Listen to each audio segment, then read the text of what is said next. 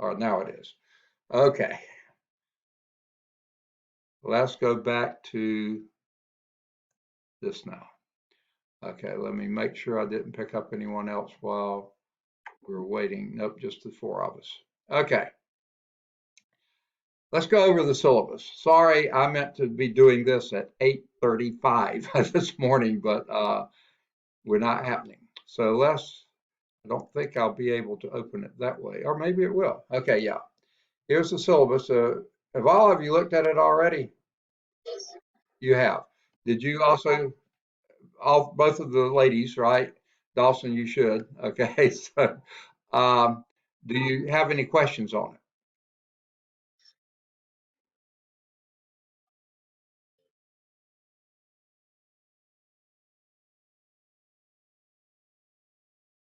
Okay,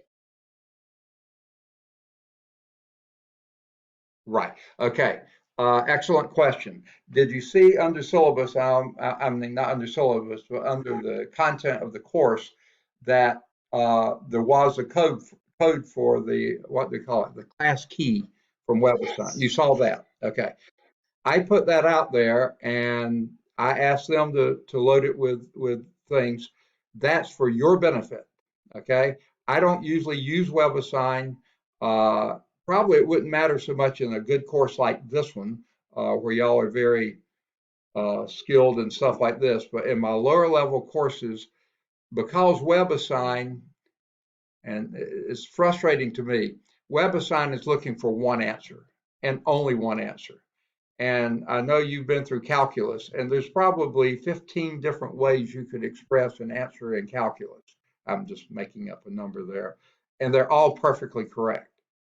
And I found out in my lower level classes that they get so frustrated because I don't know what I'm doing wrong. So I look at their work, say, no, you're doing everything absolutely right. They were just looking for it in a different form.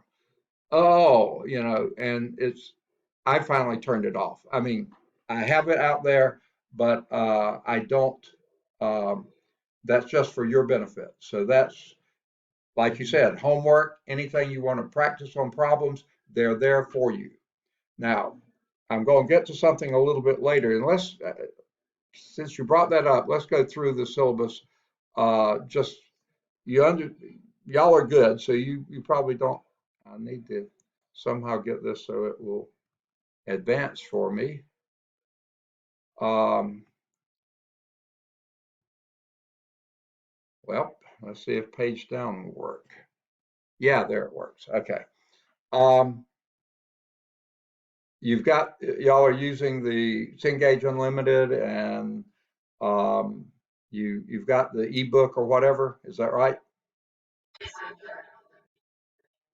Excellent. Okay. Okay, good. And Dawson, I'm sure you are managing, right? It says here my screen sharing is paused. Can you still see the syllabus? Oh, you cannot. I don't I don't know why. I keep having to move you people out of the way. Okay.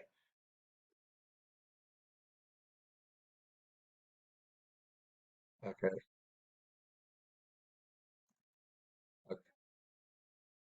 Okay. It was there and it was there earlier, but now it stopped. And so you got it back again.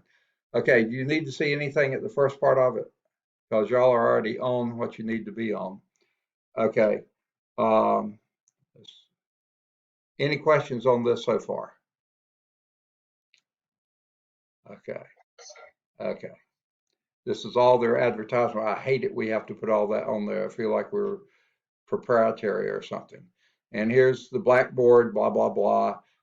I don't like that, but we won't go into that. But anyway, student learning outcomes, we have to do all that. Now, when we get to this part, especially this is a short summer term, shorter than normal because of something going on with us in the fall, we're using a course management package called AS400.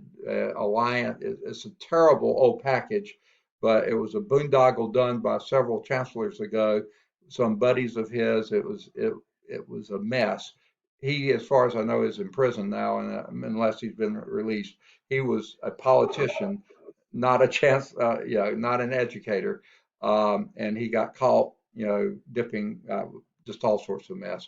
But anyway, he got us tied up in this old package. And finally, the new chancellor, and it's just ancient. So we're going to this new one called Banner. Are any of you on Banner? Okay, your school. You wouldn't be on it necessarily, but the school. It's sounds like it's a mess as well, but it's at least a package mess. And everybody at all the administrative people are trying to learn it right now. We haven't even been able to get a chance to look at it. But anyway, our old system, Alliant, dies at the end of July. I mean, and so therefore we have to have our grades entered before it dies. So even though we would normally be going into the first or second week in August, we have to end by 31 July. So it's a little bit short of a term. So what I'm getting at, and now I've lost half a day today, we're probably not going to get all these things done, but we'll get as far as we can. Okay. So that's the first point I wanted to make. What I'm going to give you are a research paper is due, and we'll talk about that in just a minute. Did y'all look at that on Blackboard? You did. Okay. So I won't spend a lot of time with that. But anyway, it's going to be a test that you cannot drop. And then we'll have as many tests as we can in between. We're not going to have a comprehensive final because we're going to be doing until the end of the term. So whatever chapter we're on, the last chapter test will be, quote, the final exam because it'll be the last test, the final test. That one can't be dropped either. So any one of the in-between chapter tests, if it's helps your average, I will drop that. So anyway, that's how we'll be grading. Any questions on that? Okay. Uh, no, that's it. The last exam. That's it. The other lowest one can be dropped. That's sort of spelled out here. I'm trying to say it real quickly to keep moving. Okay. Now here is the new part they put in for the virtual classes, and I had it in there before I loaded it. And this is, I don't know how to say this. They say all of this stuff in here that you have to be here every day, blah, blah, blah, blah, blah. And, that's really good for you to do that. Okay. But then in the instructions they give us, they say we have to count attendance. Our old system that we're using requires attendance. And what they sent us on an email last night said, but you don't count attendance by who shows up in class. It's who turns in work. So it's kind of crazy. So what I'm going to do every day, I want you to be here because I want the interaction and you to be able to ask questions. But if you're not here, if you turn in work for that day, and that's going to be really simple, uh, then you also get credited with being attending that day. Now, I'm recording everything on Screencast-O-Matic, and once it goes to Screencast-O-Matic at the end of class, I will upload that to a YouTube file. Okay. Now, what's going on in Screencast-O-Matic, everything I say and everything that's projected on the screen, that's what's recorded. Okay. Now, the old computer I had before it died back in March, Bob Dawson remembers that. It died twice, actually. Um, it was a tablet PC, and I could actually work problems on the screen. This new one they got for me does not have that capability. Okay, so I cannot work problems on the screen. So what I'm going to do is leave up there in Blackboard, I mean in YouTube video, the old ones that I could work the problems, and I'll put this one, the ones that we're doing now. You won't be able to see me work the problems, but I highly recommend you have pencil and paper. If you prefer ink, that's fine. I don't care. With you, and we're going to be working the problems as we go, working the examples in the text. And here's what at the end of every class, or after when we finish a section, one or the other or both, I will say, okay, here are the following homework exercises to do. any of these odds, because the odds have the answers in the back. And all I'm requiring then, that extra piece of thing, is to submit to me one of those odd exercises, okay, after every class. And you can do that through an email, or you can do it through Blackboard message. I don't care which one, just get it to me. That will be your uh, whatever they would call it, participation indicator. Number one, lets me know that you are following what's going on. If you can't work a problem, that's great. That's okay too. That means that the first thing we're going to do, I'll ask, are there any questions? And that's when you say, I couldn't get this answer, the answer they had in the back of the book here, and we'll work through it as a class. Okay, again, I can't write it on the screen, but we'll do it. And what I'll do, and Dawson's familiar with this, just like I did before, I'll work it out as well and hold it up just like I held up this. And then you'll see how I did the work. The problem is, I don't think the recorder will record. That's why I was trying to get it to do the cam, the webcam, and the audio. It would not do it. I don't know why, but it would not do it. And that's why I had trouble getting it to start. Finally, when not audio, screen and webcam. I tried to do both and it would not start recording with that. So I just had to do screen. So you won't be able to see that. So that's why I'll leave up there in Blackboard. I'm sorry, I keep saying Blackboard. YouTube, I'll leave the ones that I worked out in past terms. Okay. Is that making any sense? I know I'm talking awfully fast, but okay. All right.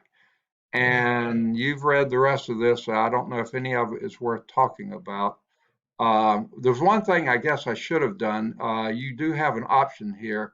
This is back on the testing. Do you prefer in-class test or take-home test? Really? Oh my goodness, what a surprise. That's a shock. You just upset me. No, I'm just kidding. I was fully expecting that. So that's what we'll be doing for test. I'll put them out there on um, through messages. I cannot do it through announcements because I can't do an attachment on an announcement, but I will do it as a message. Now they will either be in Word format or they will be PDF. Some Back when I was in class, I love WordPerfect. I know I'm a dinosaur. Y'all probably don't even know what WordPerfect is. It's one of the better word what do you call it? Processing. What do you call that? Word Perfect. What do you call those programs? They're word processing. Yeah, word processing. Okay, that's what I was trying to say, but it didn't sound right. Okay, and it has a wonderful. In fact, for years it's had a wonderful equation um, editor. Way better, and Microsoft tried like crazy to copy it, but they never have gotten it right. Um, and it's just so much easier to do math tests on. And I just like WordPerfect anyway. That's what I grew up on. So anyway, that's why all my tests were in WordPerfect. And then when we left campus and I had to send them to people, I couldn't send them in WordPerfect. So I either have retyped them into Word or I have uh, just taken pictures of them with PDF. So that's how those will show up when I send you your test. Okay? Yes.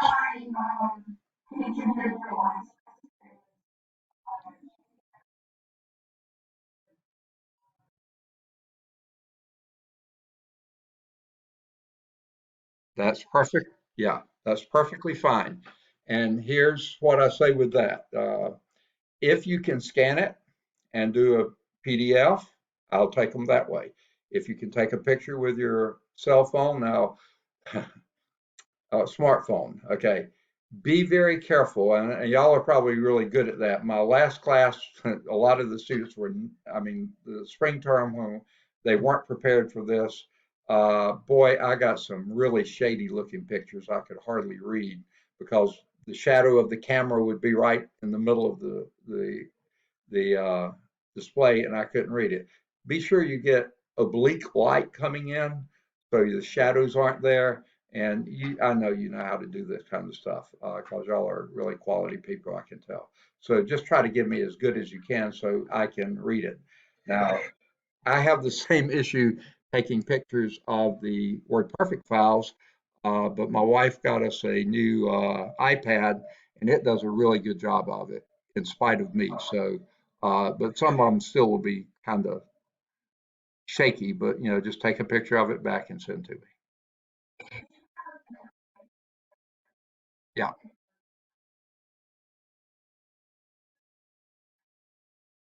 right,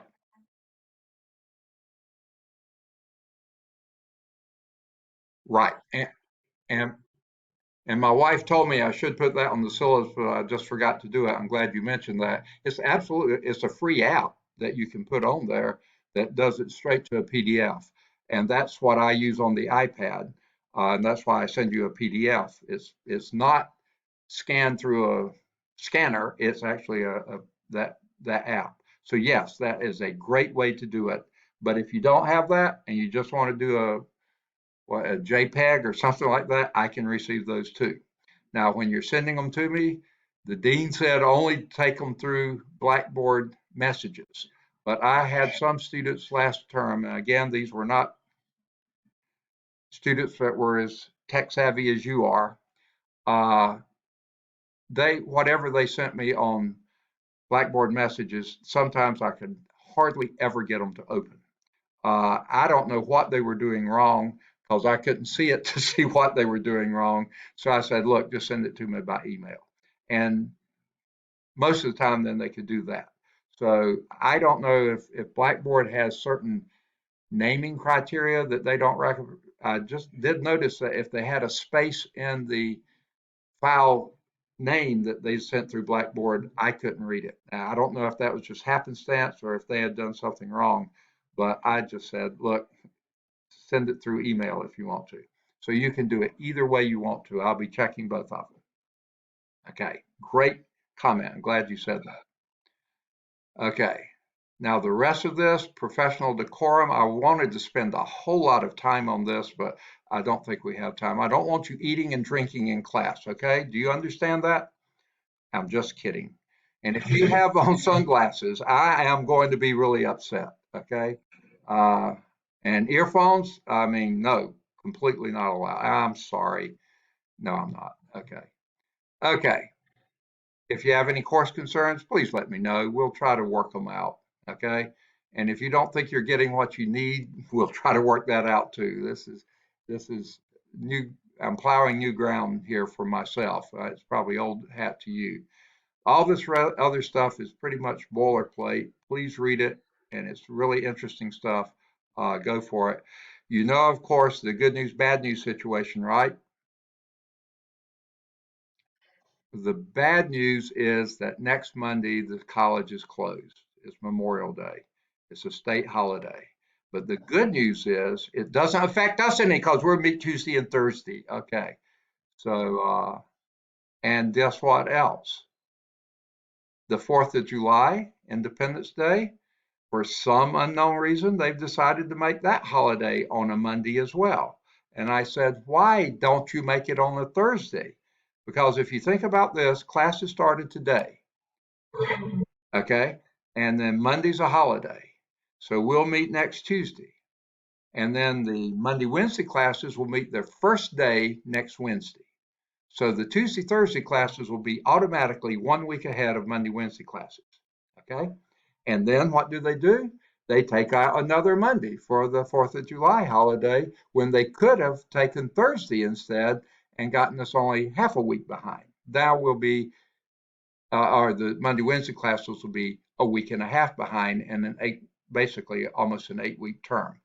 That's ridiculous. But you see, administrators don't teach, so they have no comprehension of what it is in a classroom.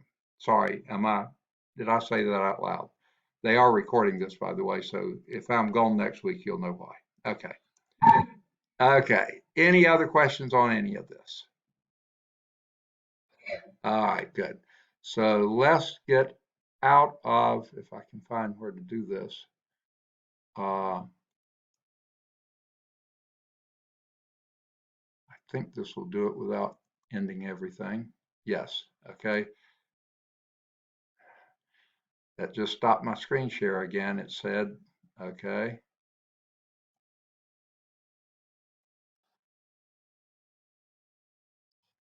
Wow.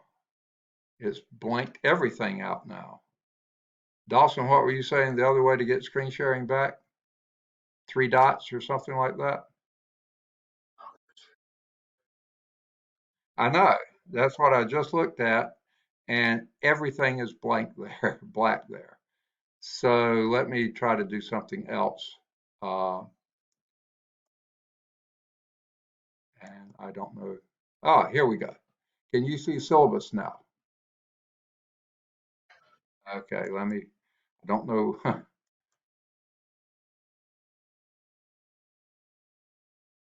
Okay. Ah, my screen sharing is just basically, all right, I'll minimize this and go back to Blackboard. Okay. Now let's see if we can.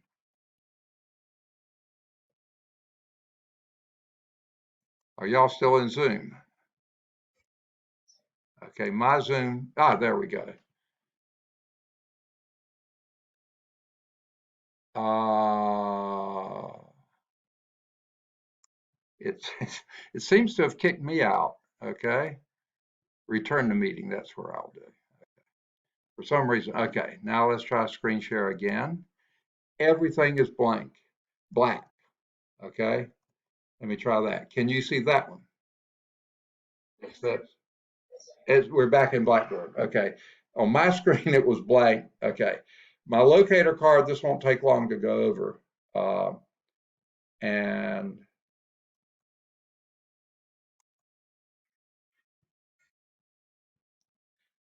the only reason I'm doing it through Blackboard is in case anyone wasn't familiar with Blackboard. I wish I had just used my uh, whatever you call it USB port. That would have been so much easier.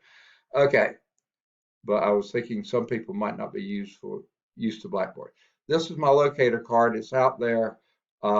We used to have room numbers and stuff. That there are no room numbers. It's just this. I'm in the office Monday and Wednesday. My bedroom up here, or a bedroom up here, is what I'm using as an office today.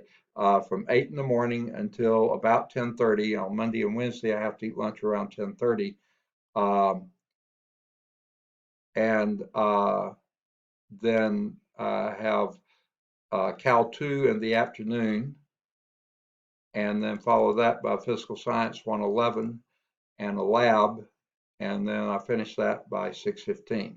So a good time to catch me on Monday and Wednesday is anytime between uh, 8 and 10:30. But well, yeah, I'm not going to be sitting at the computer. I used to say I eat my lunch in my office and you can contact me then too. Well, now I go downstairs to eat, so into the kitchen, but I don't always take the computer with me, so that wouldn't be a good time to try to get me. Now on Tuesday and Thursday, uh, now it says my screen sharing is paused. I don't know why. Let's see if I can get it back. Can y'all see this now? Locator card? Okay. Could you see it when I was talking before? Or is this the first time you've seen this? Oh, say something. I'm sorry. I thought it was sharing, but it stopped sharing. Okay. Um, so anyway, my Monday and Wednesday, as I said before, from 8 until 10:30, I'll be in the office in the bedroom, uh, uh, just about the entire time. On Tuesday and Thursday, on the other hand, I'll be here from 8 to 8:30, but then this class starts at 8:30. And then I have 15 minutes between this one and linear algebra. And are any of you in that? I don't think you are you? Okay. Then on Tuesday and Thursday, my lunch is at 1:15. Okay. I probably won't take a full hour for lunch, but they want us to put it down here. So anyway, back in the office from 2:15 until basically 5 o'clock. Now let me explain a little bit of difference here that I don't know if you've noticed it yet. This says office, and that's the only thing on Monday on Monday. Office here, office there, office here. Here it says office advising. And that's because we have this virtual advising center that we have, and we have to sign up for 5 hours a week to do that. Now, most of the times nobody signs up for it, but I'm in the office doing that. But what I'm saying is if sometime between 3 and 5 on um, Tuesday afternoon, you are trying to get in touch with me but can't, that's probably because I'm advising a student through the advising center. And that's done mostly by phone. So I won't be checking emails or other things like that during that time. So that's the difference between office and office advising. Office, I'm here in the office available. Here, office advising, most of the time I'll be available. If when I'm advising, I'm not. And then I have a physics class that goes from 5 until 6:30. Okay. And so you see my, and let me get, you can't see these, but yuck. I don't know what I just did, but I got everyone piled on top of Melissa. Okay. Um, on Monday, say I have office from 8 till 10:30. On Wednesday, it's office and advising 8 until 10. Then from 10 until 10:30, I'm just in the office again. So again, I'm eligible to be doing advising, open to be doing advising from 8 to 10 on Wednesday. Monday, not. Wednesday, yes. Okay. And then the rest of it's just like Wednesday is just like Monday, except for that advising part. On Thursday, uh, again, very similar, office from 8 to 8:30. Then I'm our class, then a 15-minute break. And most of that time I'm going downstairs and get me a snack or just walk around some because I'm having to sit all the time. And then linear algebra, then lunch, and then office here, and then office advising, but I only have one more hour here. 2 hours here, 2 hours there, and 1 hour here. That's my 5 hours. So the rest of this time from 3 to 5 is just office hours. Okay, so you can catch me anytime there. Most of the time you can catch me office advising too, but if I don't respond, it's probably because I'm advising. And then again, the physics class until 6:30. And then we are closed on Friday. I won't be in the office. I'm not saying I won't check emails. I usually do check emails, but I won't guarantee to be here. My wife has plenty of projects for me to do when on Fridays, Saturdays. In fact, this coming weekend we're going to be out of town, and I probably won't even be able to check emails because we're going to be up at Smith Lake at my wife's family's place up there, and it has terrible, terrible, terrible internet.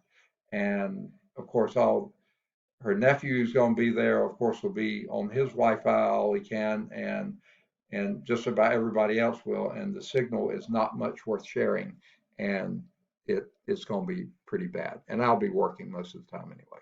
So anyway, Fridays and Saturdays, Sundays, I'll check emails when I'm got email, but other than that, I won't be very available. All right, any questions on that? Okay, so let me get out of this. Now I'll probably lose you again because I have to do another screen share, but let me get the next part up.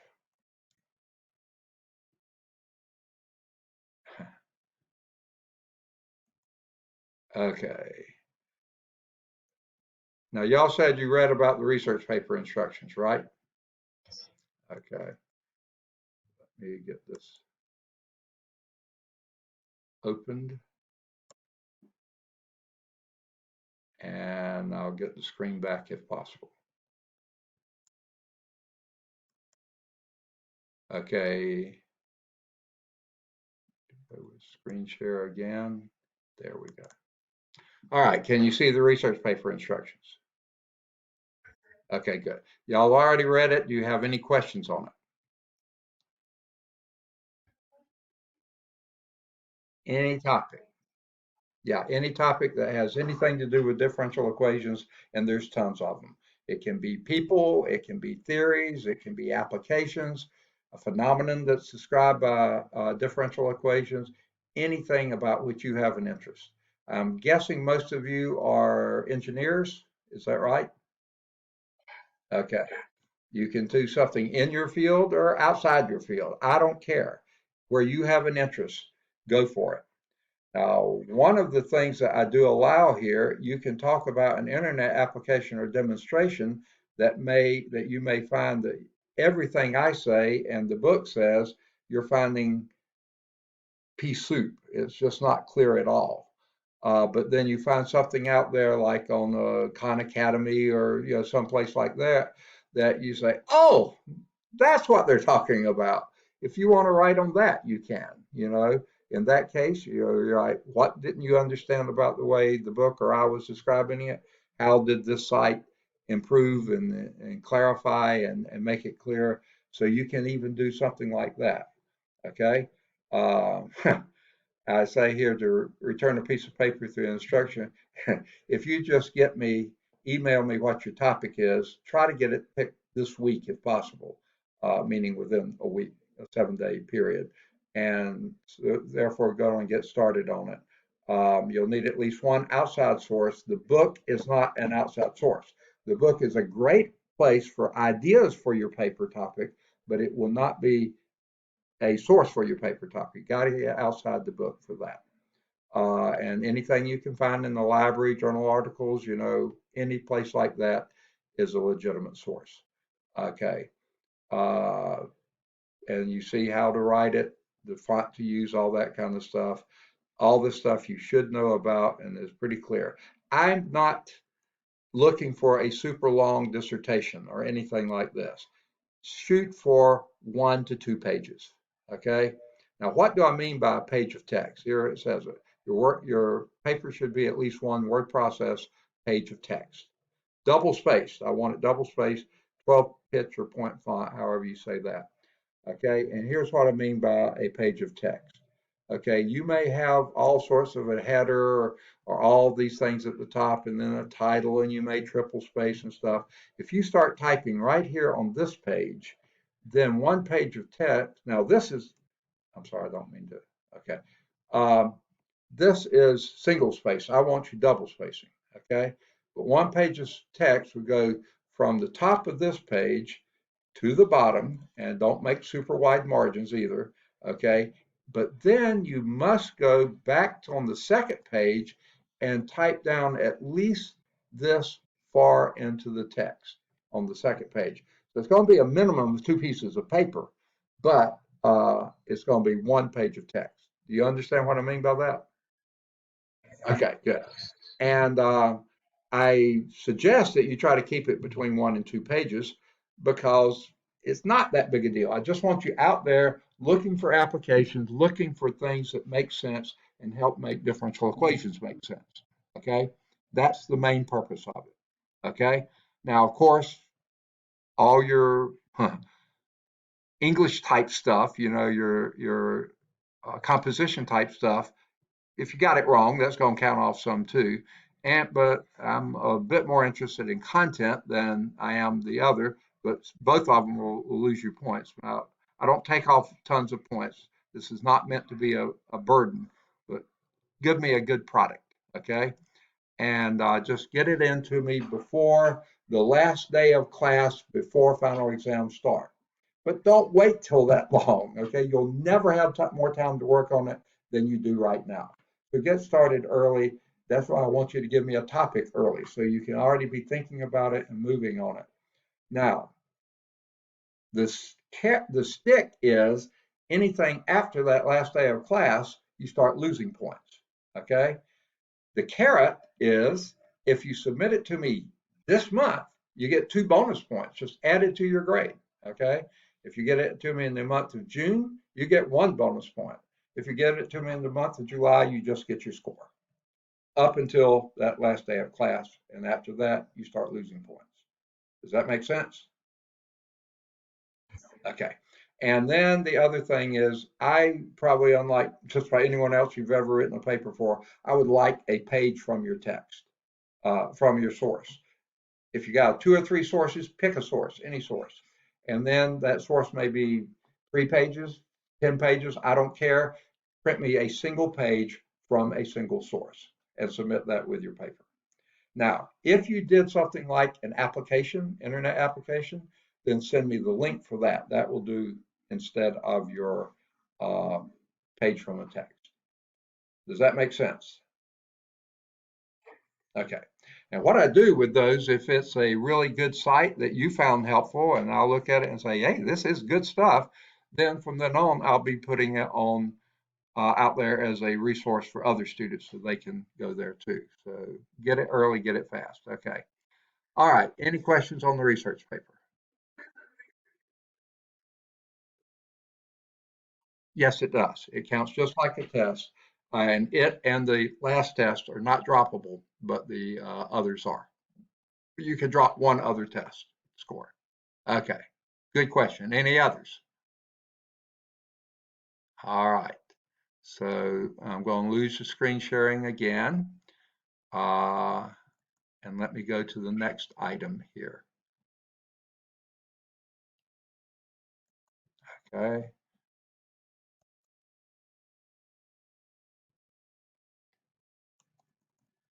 You did I hear y'all say that you all got your WebAssign class key? Can you hear me? Yeah, okay. And by the way, if you want to, if it's easier for you, rather than like I said, at the end of every class, I'll have made as assignment and do at least one thing off the assignment. If you want to do a web assign problem rather than the others, send that to me as well. I don't know if that's easy or hard to do. I don't know if you like web assign or not. That's up to you. You can either do something out of the text or something on web assign. Okay, but I don't require a web assigned grade. That's all for your benefit. Okay, let me just show you the, did y'all look at the YouTube videos? Probably not. Oh, you did. Okay. You just click on this and it goes straight there. Oh, wait, you can't see what I'm clicking on. Let me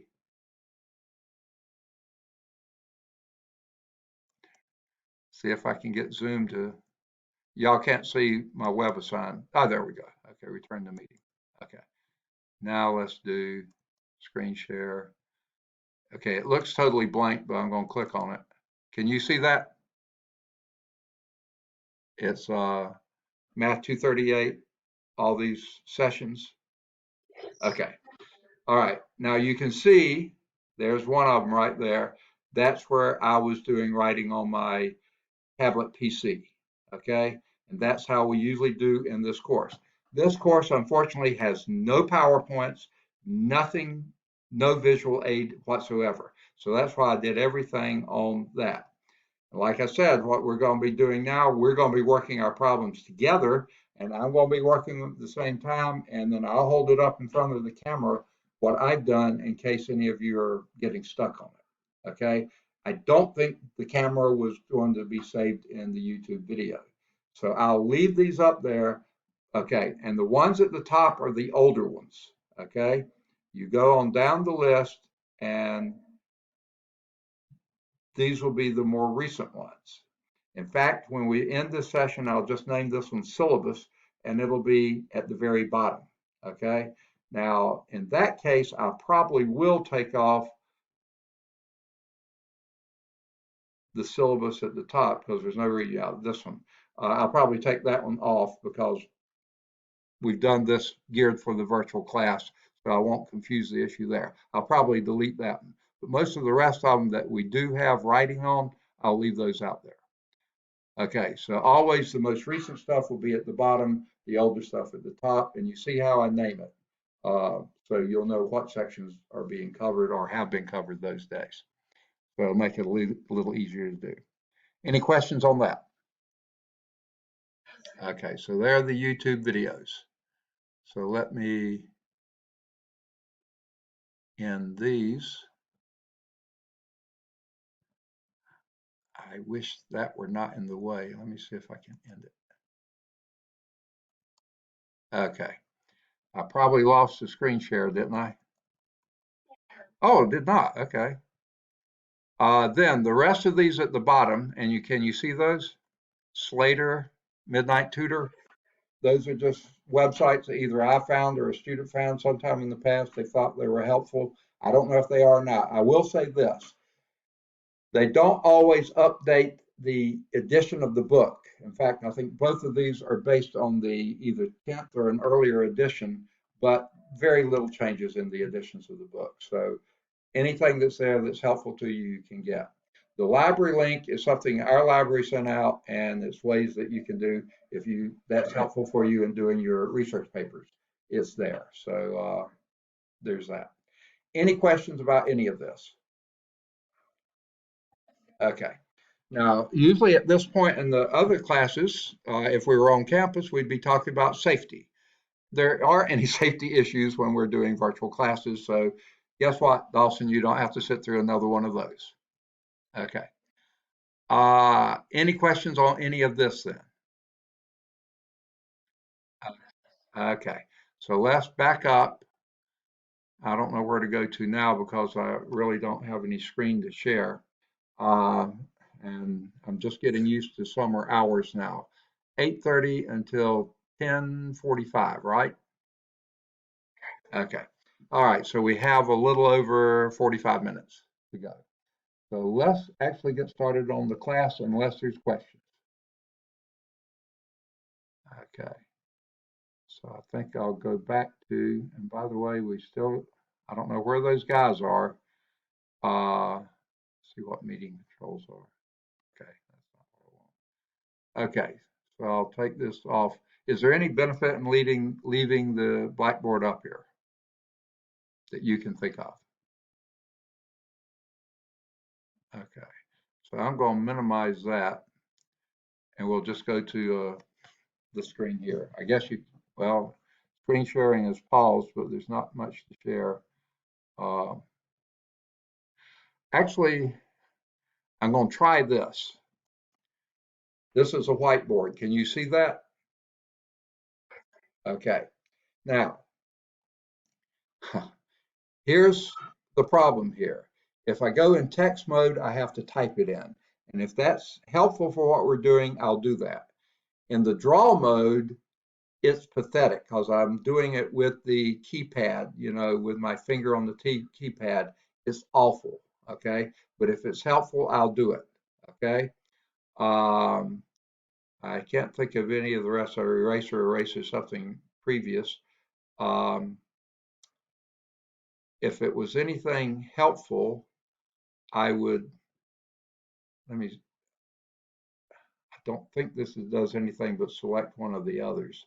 It selects which box you're going to. I thought at one time I could do a grid on here, but I haven't figured out how to do it. Have any of you?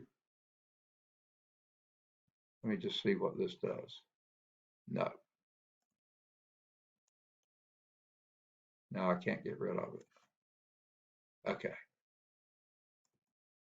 Okay. Well, all right. I'll leave this up here in case it is helpful later, but I don't think it will be. Okay, do you either have your books or an ebook or something in front of you? Yay or nay? Not up. Okay. Okay. Well, we're going to be going. I usually follow the book as closely as possible. Let me say this about this text. I think there's got to be better differential equation books out there than this one.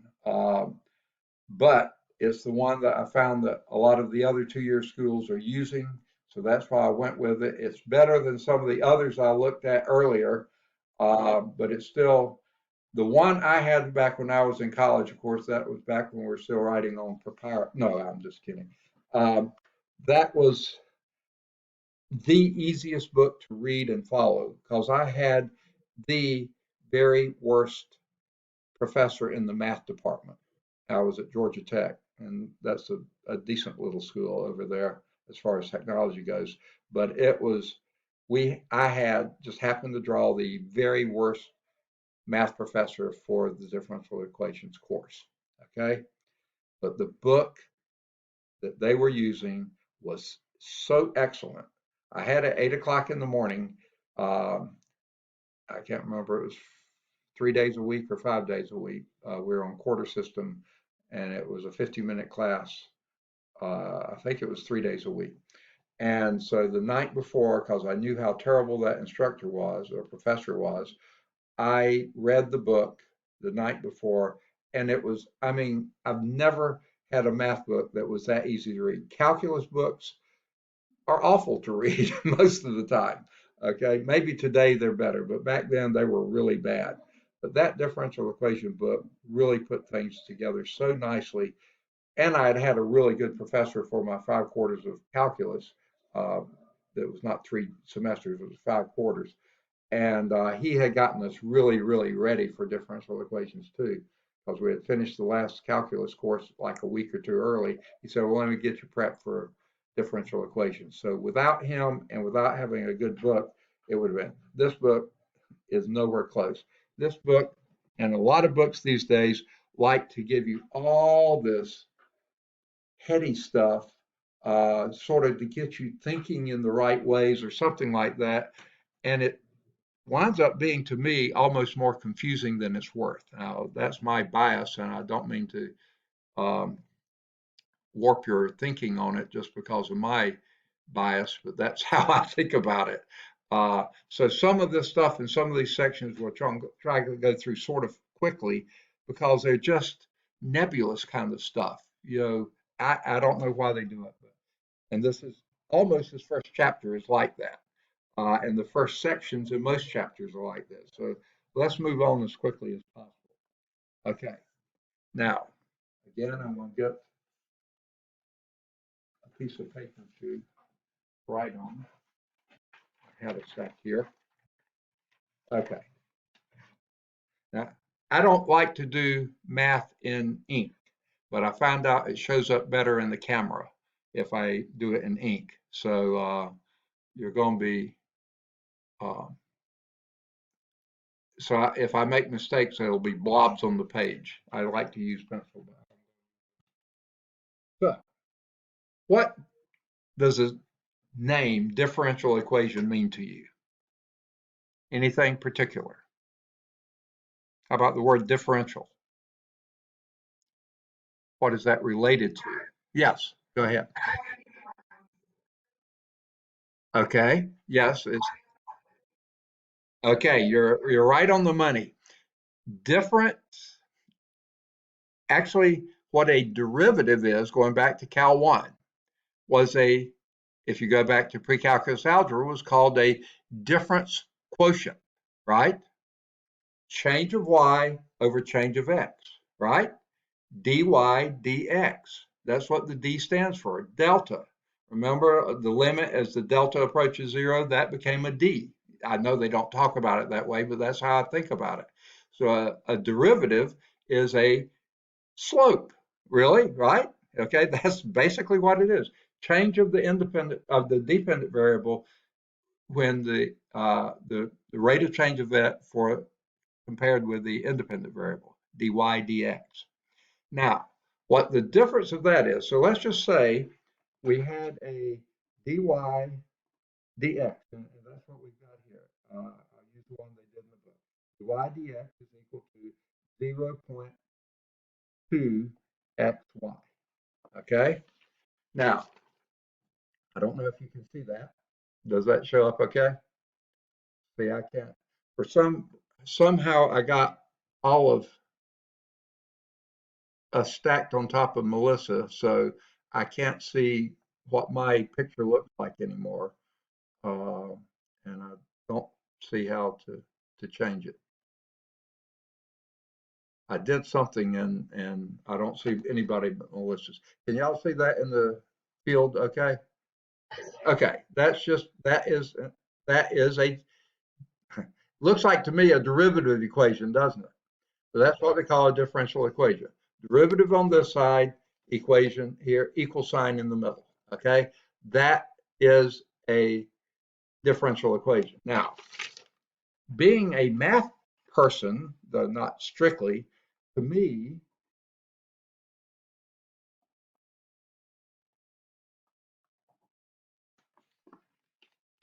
Whereas the first one written there is a derivative is equal to something. The second is actually written in differential form. Do you remember differentials? You kind of split the dy and the dx and put one on one side and one on the other. That's written as a differential. Remember those? Yay or nay? Can you see it? Okay.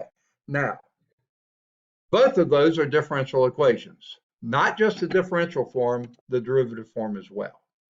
So what the differential equations is then finding out what function y as a function of x will make that derivative equation, though they're called differential equations, true.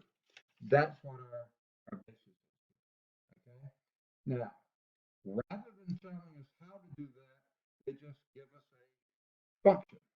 Y is equal to e to the 0.1 x squared. Okay. And they just say magically, that's a solution for that differential equation, the one at the top, that this is a solution for. Okay. And to me, why do that? I mean, okay, it shows how smart the author is, but why don't you tell us how you got it? They won't do that for a chapter and a half or two chapters. I mean, it's going to be forever before they get around to it. But I guess what the point is say, how can we verify and know that's true? Well, guess what we're going to do to it? Here is y is equal to e to the 0.1 x squared. Guess what we're going to do to that? Now, for those that I know none of you, oh no, Dawson, you were in my Cal 1 class probably. I don't know if I was saying this at the time, and it probably sounds almost sacrilegious or something, but um, back when we went to church, actually attended church, in a church building as opposed to online, they usually had what they called children's church. Sometime before they really got into the heavy stuff, somebody, a pastoral staff or someone would have all the kids come up front and they'd sit them all down and then they'd ask them some question, a lead in, an icebreaker. And usually the question was something that was going to have something to do with either the sermon or what they were supposed to learn that day. Of course, all the kids were sitting there shell shocked because here is a big pastor person in a robe or whatever is up there talking to them and so expecting them to answer. And finally, some little kid in the back, usually a little boy in the back, would say, Jesus. And it may not have anything to do with what the question was, but he just figured, how can that be a wrong answer in church? So anyway, what I call the Jesus answer to a question like this, how do we verify that this is the equation that this is? What is the relationship between the y down here and this up here? What have we done? Take a derivative. That's it. So that's what I call the Jesus answer. If nothing else works, just say take a derivative. The odds are that's going to be close to being right in a calculus class or in a differential equation class. I've just lost my pen. I don't know what I did with it. It was right here in my hand. How could I have lost the pen?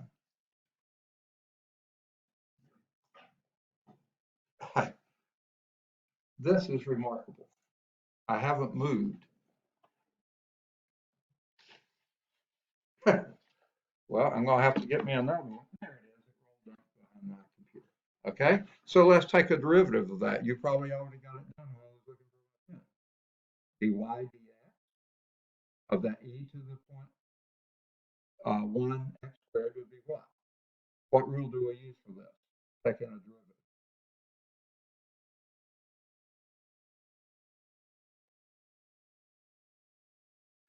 Oh boy. Okay, we will be using the power rule in the second part. Uh, but you're absolutely right. You thought you're through with taking derivatives, aren't you? No, you're not. Never through with that. Okay, first, I mean, it's the chain rule, and then the second part of the chain rule will be the power rule. You're absolutely right. So what is the derivative of any e function? What is the derivative of any e function? It's my favorite function in the world. It's itself, e to the point 1 x squared. Now the chain rule is going to be the power part, and what is the derivative of that part, the innermost function there?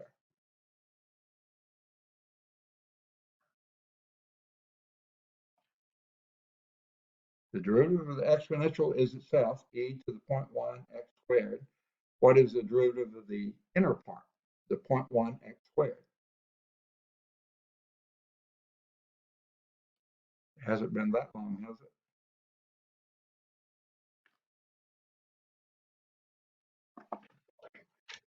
Point 2x. Excellent. Excellent. Okay. All right. There's the derivative, right? There's the outer part, e to the 0.1 x squared, and the derivative of the inner part is 0.2x. That's the power rule you were talking about, right? Okay. Now, let's take a look at that, though. The e to the 0.1 x squared, that is simply y, right? That's exactly this, right? So you could then write this as dy dx is equal to 0.2x, and then the e to the 0.1 x squared is y. And sure enough, that is what we started with. You see that? Now, we didn't solve our differential equation. They said, here's the solution. What we did was verify this is a solution for that differential equation. How did we do it? We did what they told us to do. We took a derivative of it and then manipulated it to see if we got the same answer the differential equation gave us in the first place. Okay? That seems sort of roundabout, doesn't it? Okay? Sure, if they always give you the answer, you can always verify. Okay, but okay. Here's your first definition. If you got your ebook or book open, an equation that we made up in equation 1 up there, that's the first thing I wrote down, it's called a differential equation. It's either got a derivative in it or it's got differentials in it. And it's got an equal sign. That's what makes it an equation.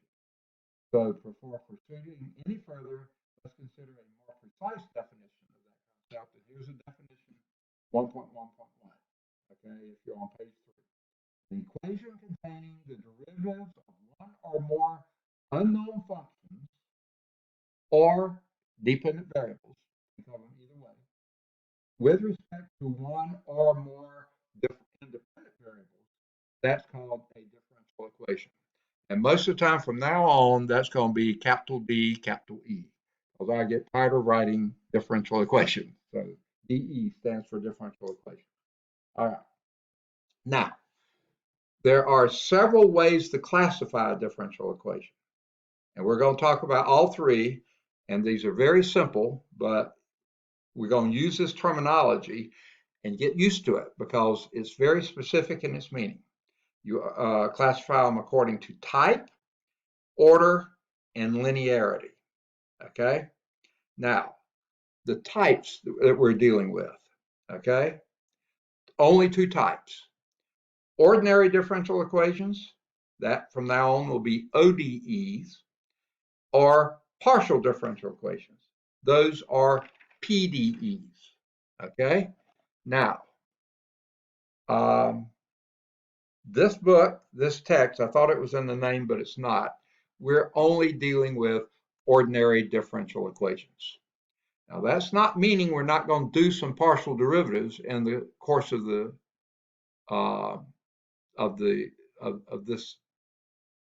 these chapters we do. We will be taking some partial derivatives, but we're not going to be solving partial differential equations.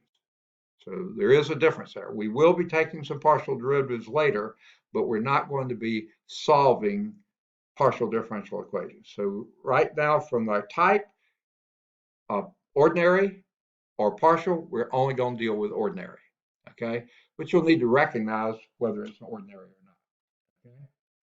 So example 1 is exactly that. It lists several of these equations. And what I'll do now, I don't know, do all of you have books or some of you still don't have one?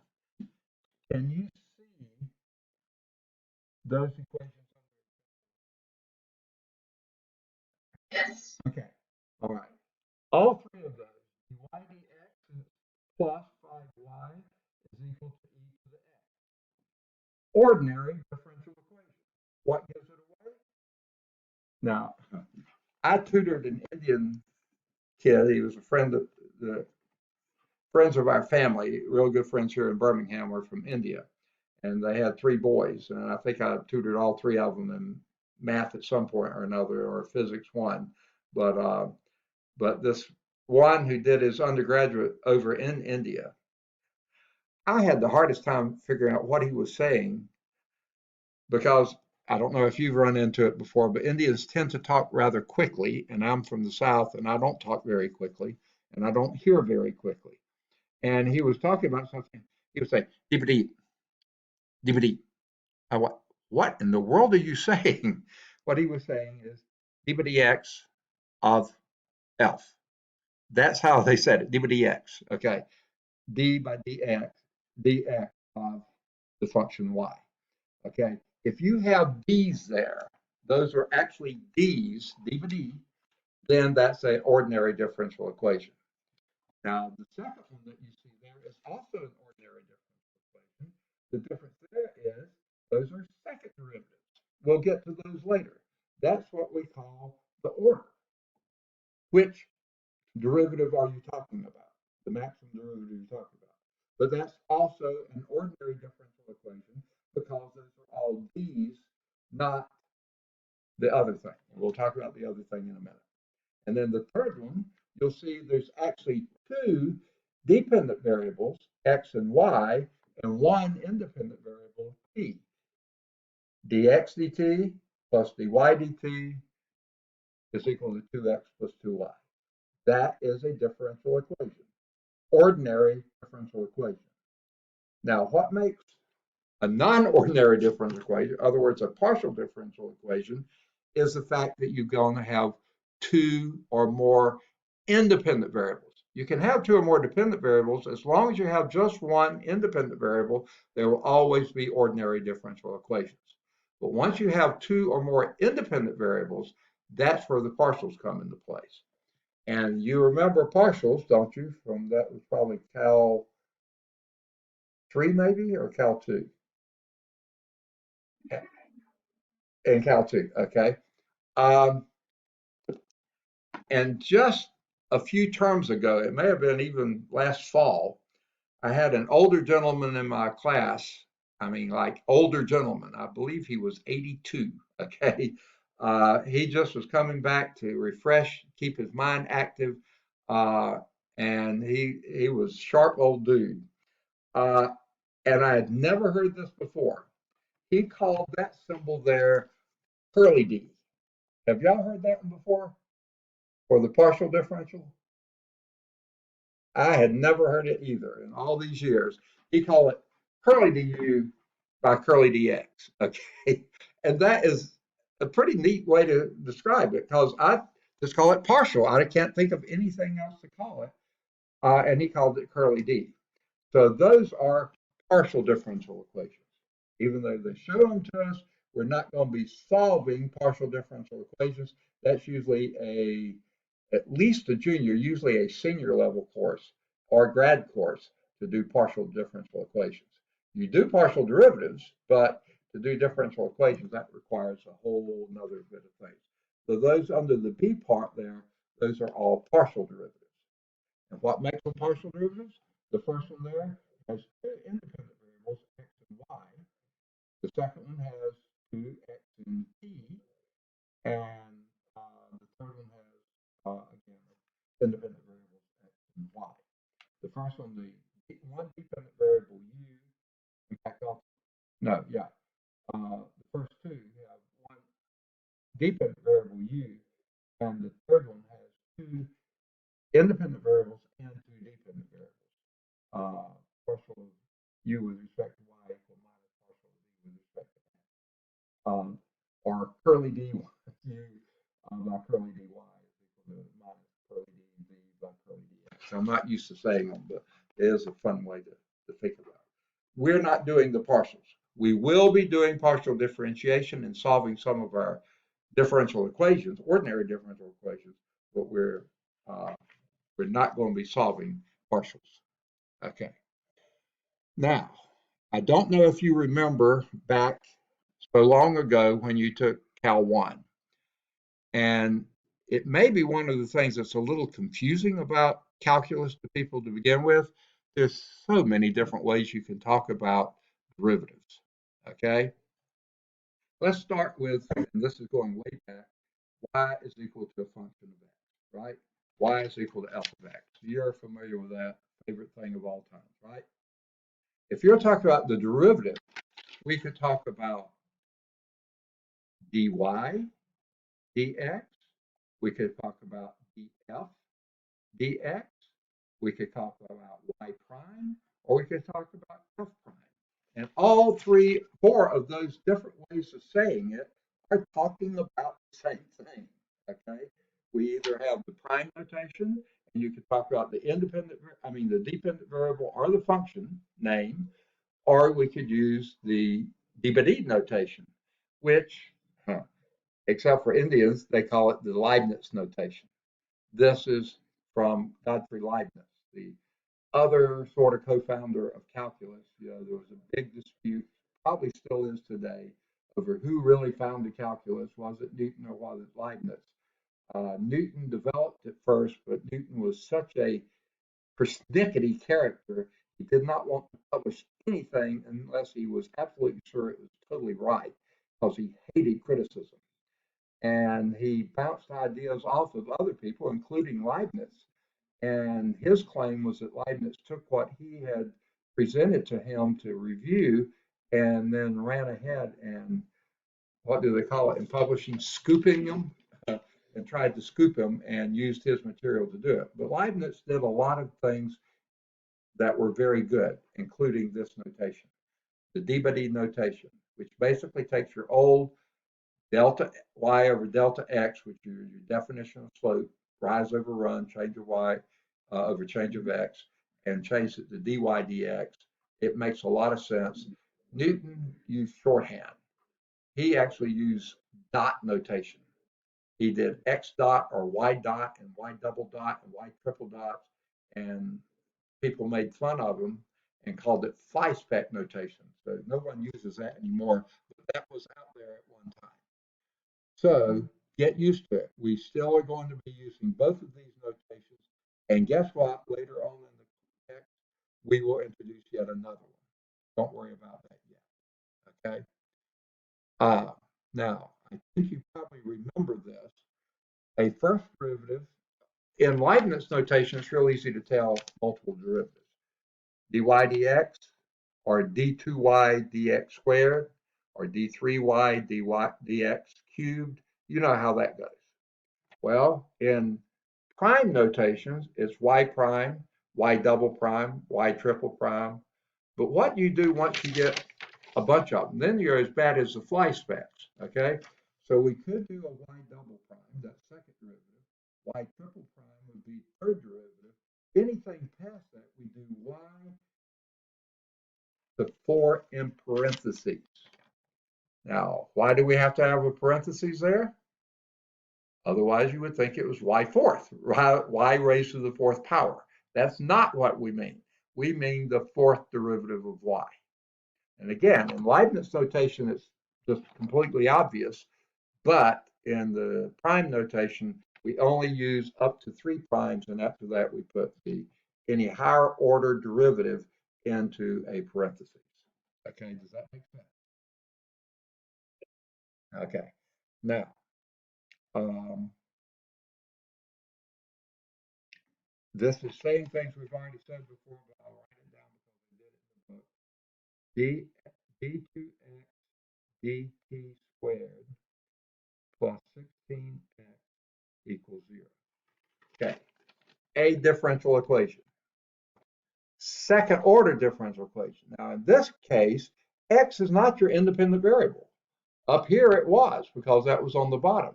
Here, your independent variable is the t, x is the dependent variable. And the dependent variable can show up here, or the independent variable can show up there. This happens to be an x there. So this would be you know, you just have to keep in mind, you look at your Leibniz notation, as long as you're d by d, okay, you can have multiple dependent variables, but you can only have one independent variable. So in this case, your one and only independent variable is t, your dependent variable is x. Up here, your independent variable was x, your dependent was y, okay? Does that make sense? That's it. That's it exactly. Even in partial notation, the one on the bottom is independent, or the ones on the bottom are independent, and the ones on top are dependent. You're absolutely right. Now, they do also mention here Newton's dot notation, okay, or they say derogatorily called flyspeck notation. Most people don't use that anymore, but I'm taking it, you being engineers, you've either had your physics or you're still looking forward to physics, right?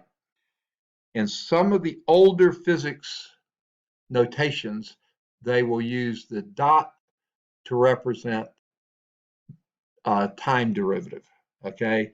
The dx dt, they might write that as x dot with the dot right on the center of the x. And then double dot, x double dot would be second derivative of x with respect to time. And since we usually don't go any derivatives past the second derivative, you're only dealing with one derivative or second, one dot or two. Most of the time that's not used anymore, but you'll see it in some physics texts. Maybe a few calculus or differential equation texts, but it's just not used that much anymore. All right, now, remember when we were talking about the partial derivatives, which we're not doing, except that we will be taking some partial derivatives. With those, we use the subscript notation. Do y'all remember that from taking partial derivatives?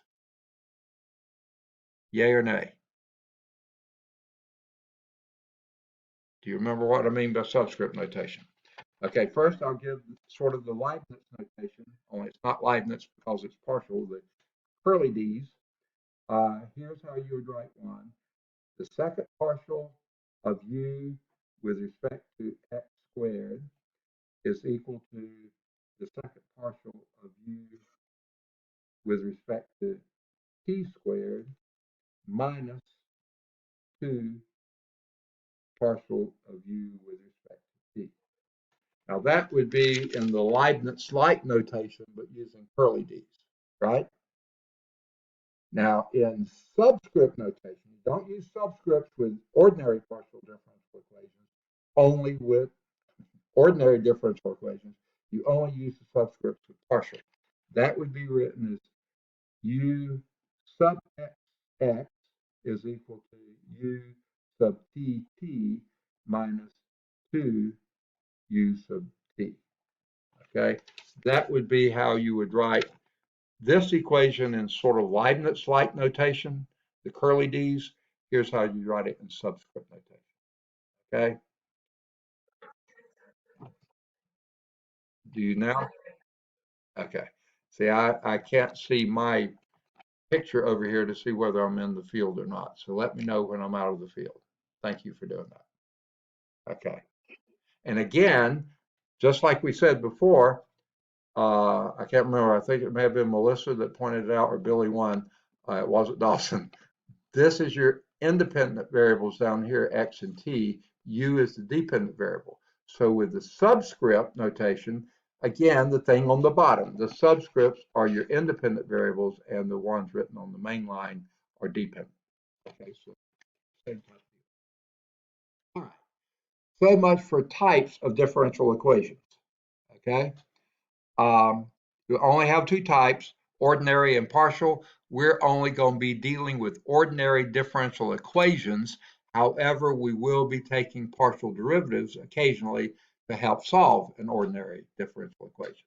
Okay, so let's move to the second way of classifying differential equations, classification by order. And what that means is, what is the maximum derivative you're dealing with? Okay. And let's just take some of these that are on the page already. This is a first order differential equation because it's only a first derivative. These are first order derivatives. This would be a first order derivative written in differential form. Okay. This is a second order differential equation because the maximum derivative is a second derivative. Okay. This here would be a second order, third order, fourth order differential if it has an equation. We don't have an equation, it's just symbology.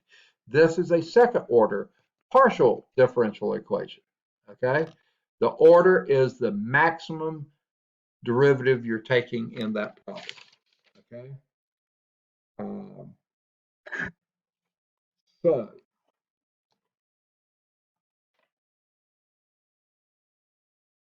I guess it'll be easier. I don't know if this is easier to read or not. You see the one here in the, well, it's probably easier for me to write it because I have to move the book to read what the text is saying. So I'll write it down.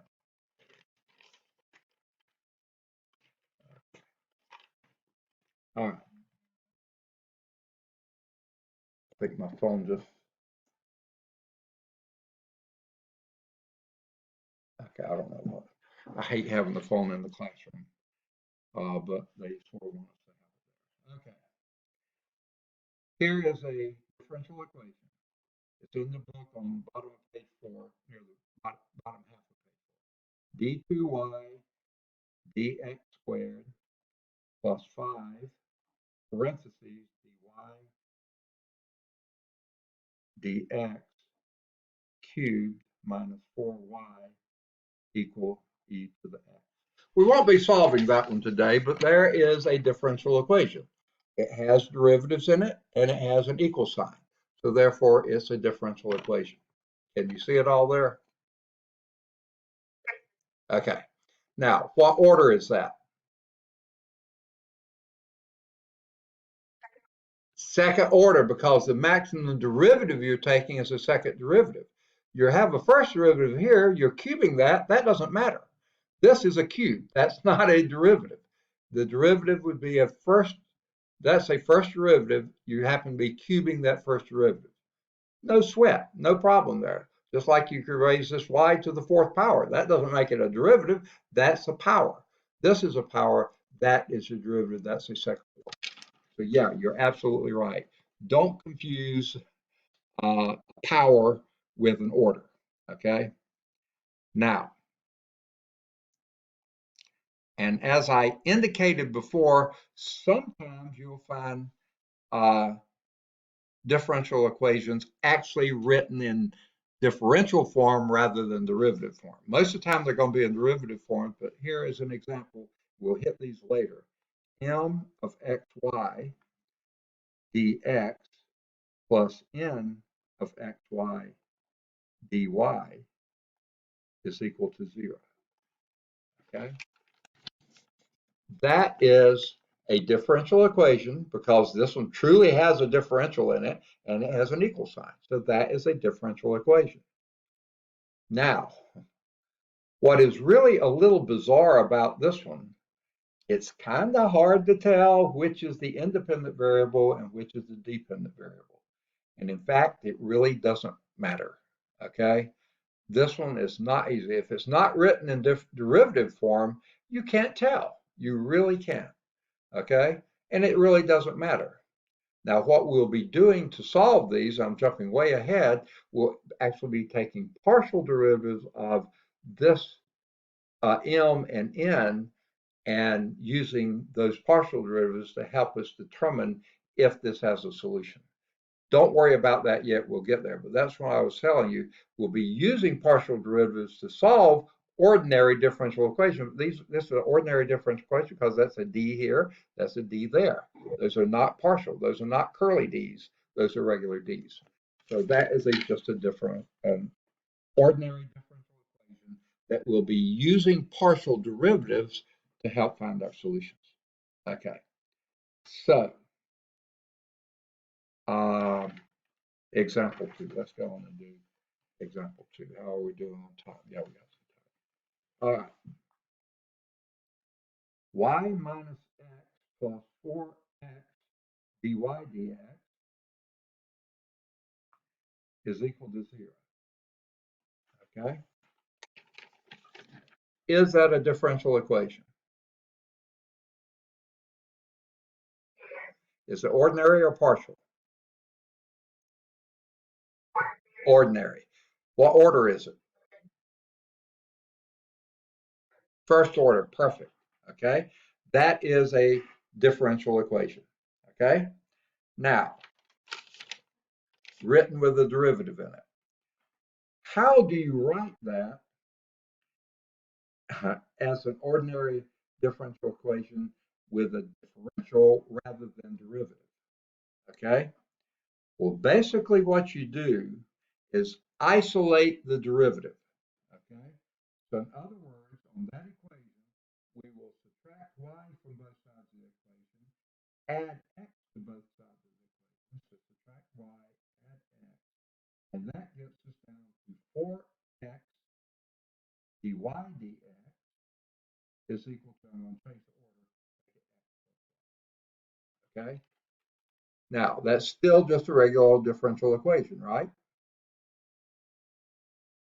Okay, nothing special about it.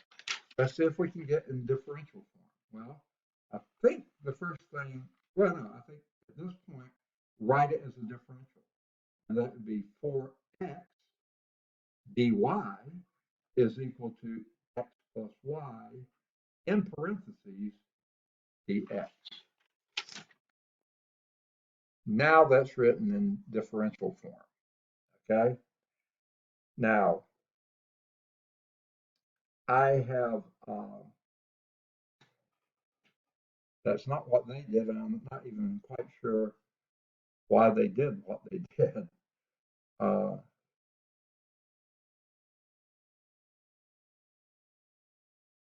no, that is what they did.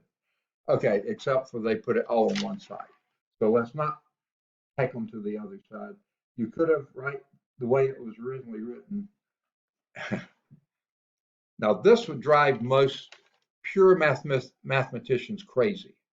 If you said multiply everything on the original equation there, multiply everything by dx.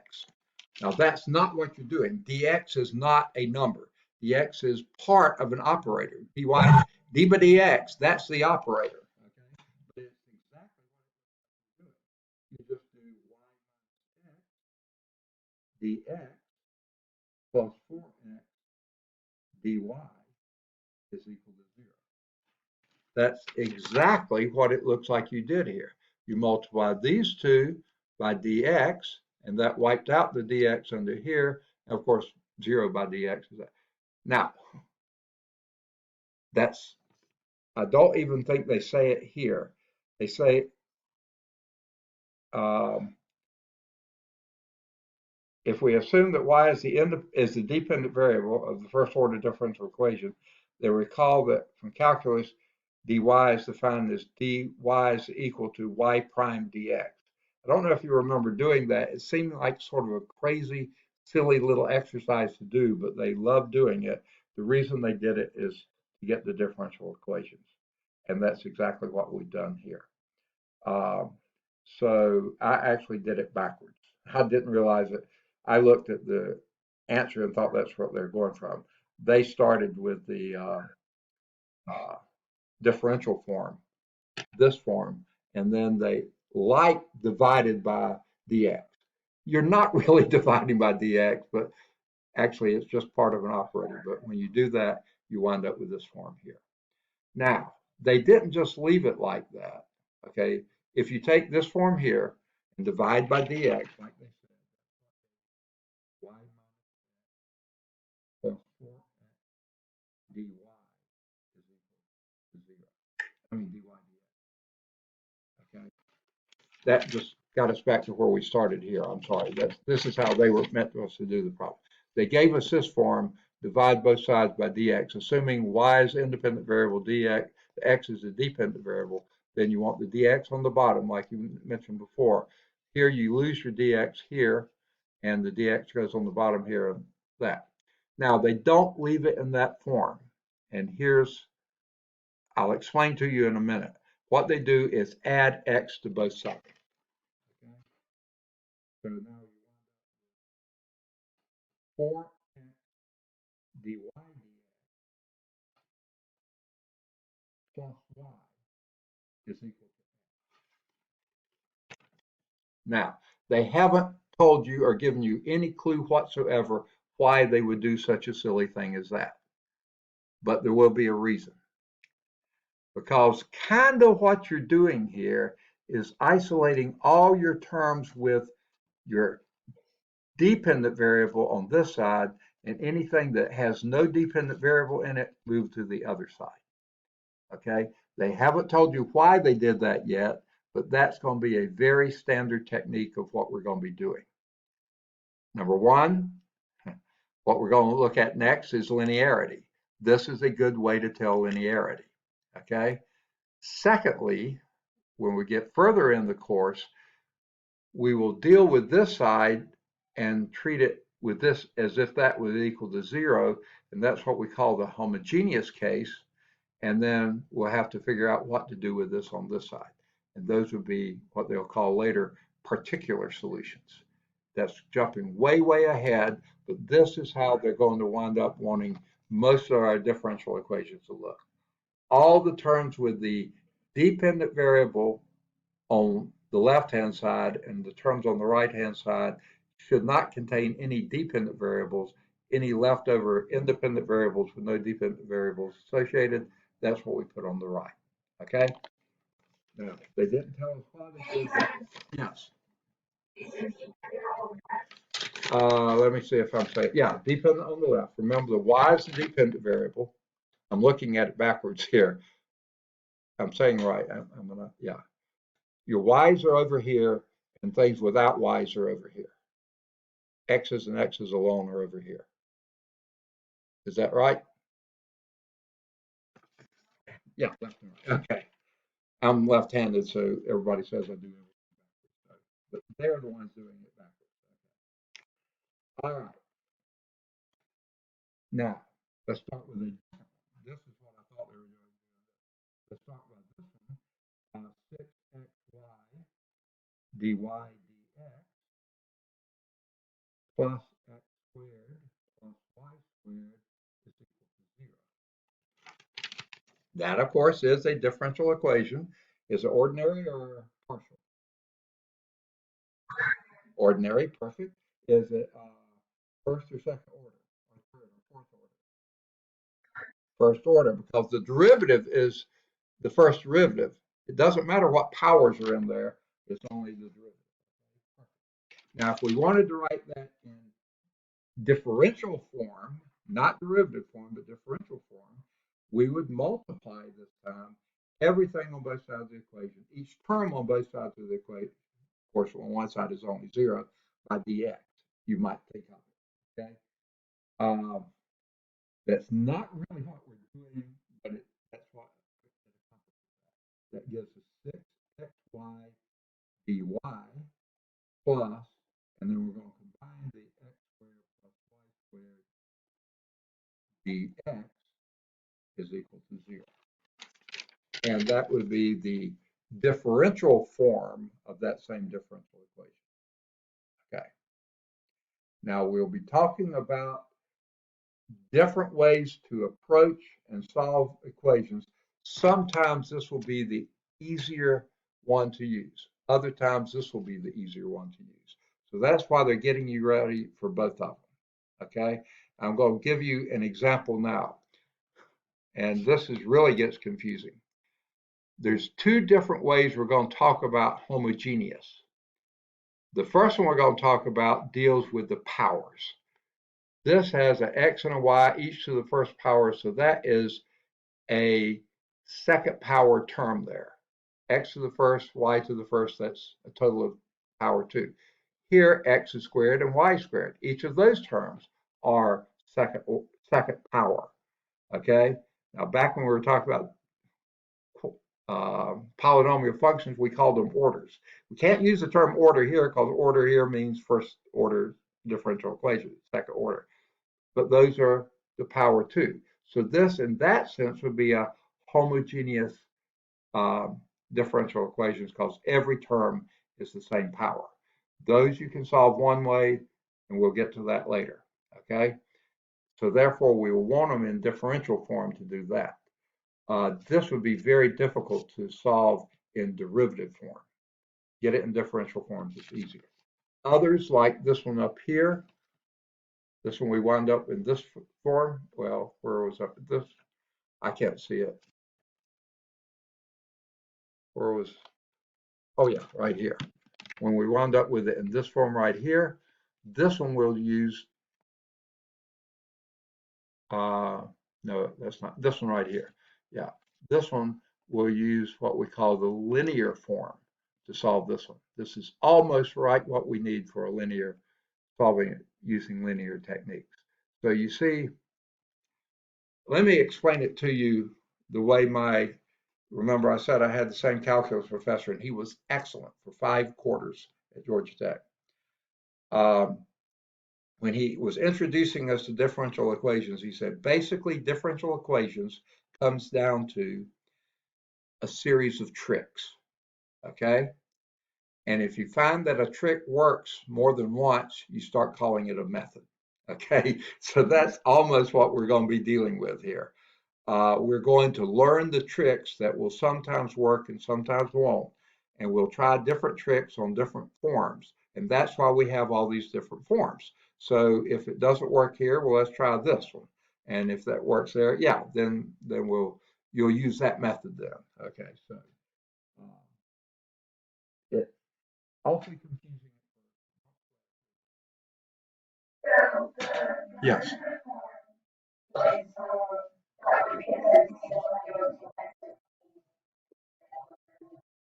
right. Split. Exactly, exactly. And that's uh, and they won't come out and explicitly say, okay, now remember we're doing it this way. You just have to sort of pick it up by osmosis. I'll try to point out to you, yeah, this type of ones, yeah, write it in differential forms. That'll be easier to do. But even I'll forget to say that because I get carried away with what the book's doing. But yeah, just know that they're there. And by the way, differential form really only works with first order. Okay, can you imagine a second order written in differential form? I can't. So it's only first order differential equations we'll use. We'll be splitting them into differential form. And then we won't do it a lot of times. Okay, now, if that wasn't confusing enough, there are some times that we express the differential equation this way. Okay, so let's just think if we had started with, say, this differential equation here, okay,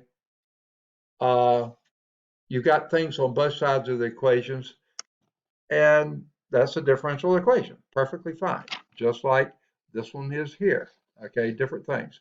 But if you have a form like this, that you have all the working parts over here on one side and just a zero on the other side, sometimes they like to refer to that in a different way. So one that is equal to zero, no matter what you have on the left-hand side equal to zero, you can sometimes express in this form. Capital F, not little f. And for some reason, my pens seem to be running out on me like crazy. F, capital F, is going to be a function of x, your independent variable, y, possibly y prime, for sure. If it's a differential way, you're going to have at least one derivative. And it could have a y double prime. It could have a y triple prime. Dot, dot, dot, all the way up to and including a y to the n minus 1 derivative. Okay. No, I'm sorry. To the nth derivative. Okay. If you have, and this is where I'm going to use that other form of homogeneous equation, or homogeneous equations. If you have zero down, yeah, okay. Where it's equal zero, did I put the zero? No, I didn't. Okay, sorry about that. Equal zero. Okay, now again, it's a long old thing here. Okay, can you see that capital F? Is that all on the screen? Okay, right. So it's a function of x, your independent variable. You don't have to put anything but x.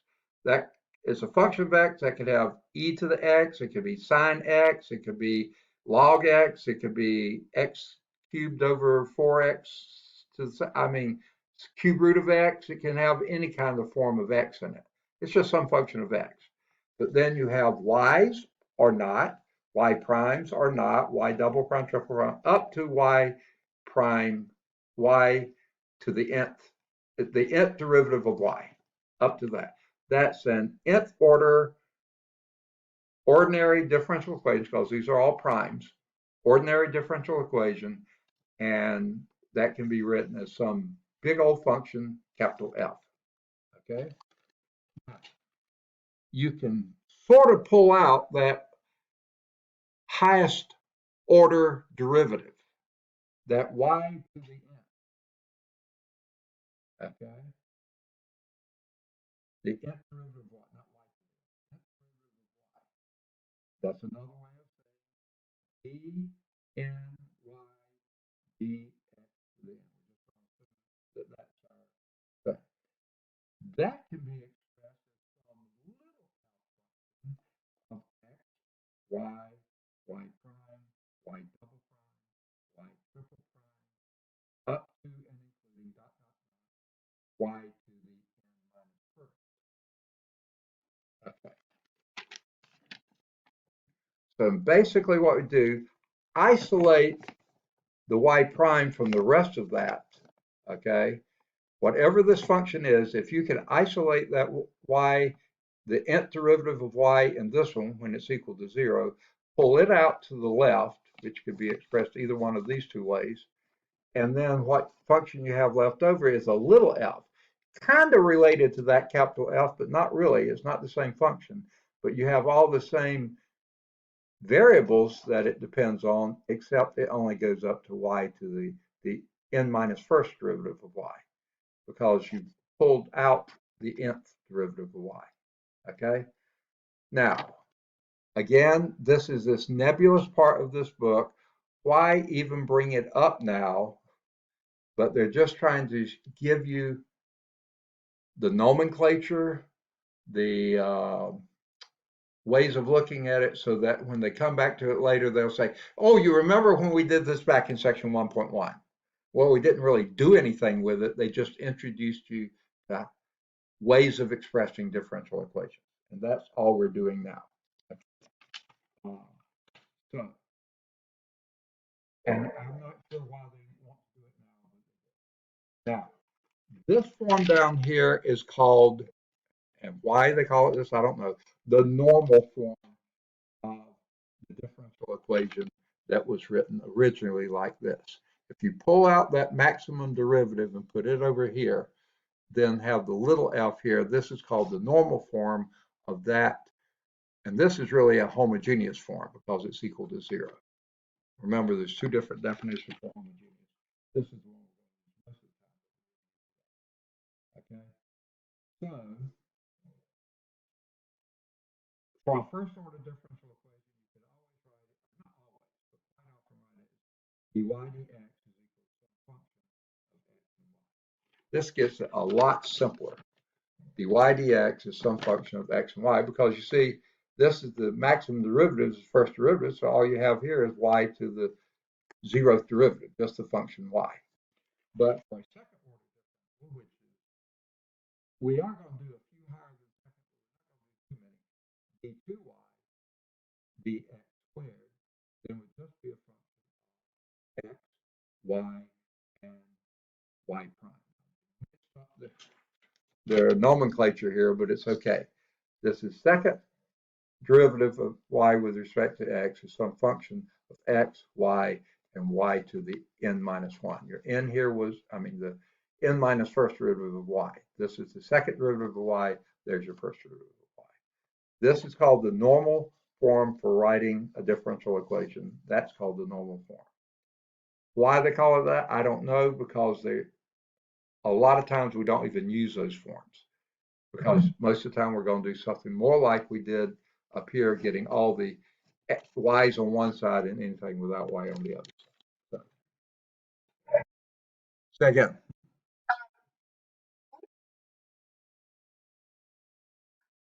Oh my goodness, we did, didn't we? Yeah, I'm glad you said so. I think I'll have a class starting at 11. So thank you for stopping me. We'll pick up next time with example. Yeah,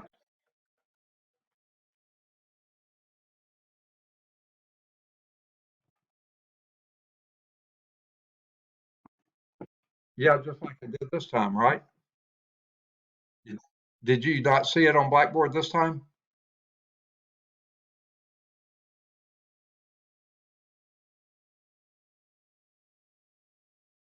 Oh,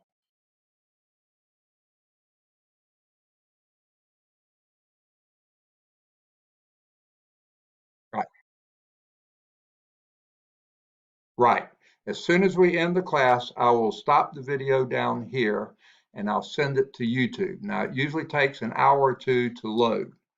And then after I finish the next class, probably this class will be loaded and then I'll put it out there on YouTube. So yeah, if you do need to leave early, you can always pick it up on YouTube, but it won't be immediate. It'll be sometime later in the day. Uh, yeah, right. And I was just going to say, and it's almost like you read my sick mind. The exercises at the end of this section, I think you can do at least some of the odds 1 through 7. Uh, no, let me see. All, oh, no, no, no, no. I'm sorry. Sorry. No, you really can't. Oh, wait, you can do the first part. It says state the order of the ordinary differential equation. You can do that part. Don't worry about the linear or nonlinear. We'll do that later. So any of those seven, 1 through 7, odd numbers 1 through 7. And if you'll just do one of those and send it to me, that's your participation point, or whatever you want to call it. I'm not even sure I'm giving any points for it, but it's a good thing to have. Okay. Especially, yeah, and especially you've been here. The others that haven't been here, that just makes me know they're trying to keep up because they tried, they just didn't know. Okay, good deal. All right, I'll end the session because I've got to go to another session really soon. Good deal. Hopefully, I'll have more questions. Y'all stop me sooner, okay? I'll just go on and on and on. Okay. Yeah, okay. Thank you. You too. Thank you so much.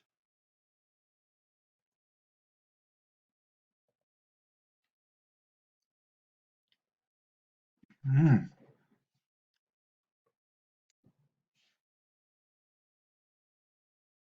Oh, no, I did that wrong.